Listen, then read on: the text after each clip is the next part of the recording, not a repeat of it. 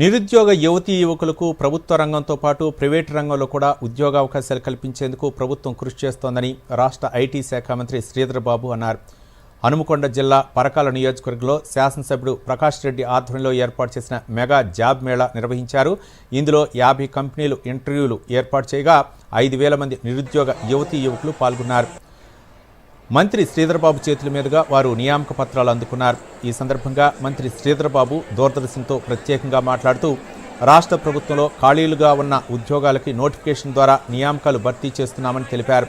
అలాగే ప్రైవేట్ సెక్టర్లో కూడా యువతకి అవకాశాలు కల్పించేందుకు అనేక జాబ్ మేళాలు ఏర్పాటు చేస్తుందన్నారు. ఈ అవకాశాన్ని యువతీ యువకులు వినియోగించుకోవాలని మంత్రి శ్రీధర్ బాబు కోరారు.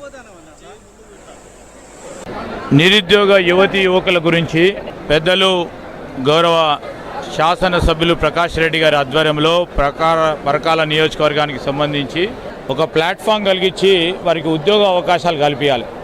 ప్రభుత్వం కేవలం ప్రభుత్వ ఉద్యోగాల ఖాళీలకు సంబంధించిన అంశం విషయంలో కాక ప్రభుత్వానికి సంబంధించి వివిధ డిపార్ట్మెంట్లకు సంబంధించిన ఒక సంయుక్త కార్యాచరణలో ప్రైవేటు ఉద్యోగాలు కూడా కల్పించాలని ఒక ఆలోచన చేసి మంచి కార్యక్రమాన్ని చేపట్టిన ప్రకాష్ రెడ్డి గారికి పెద్దలకి కృతజ్ఞతలు తెలుసు. జాబ్ మేళాలో నాకు జాబ్ ఆఫర్ లెటర్ వచ్చింది. నాకు కియా ఫైనాన్స్ సర్వీసర్లో జాబ్ వచ్చింది.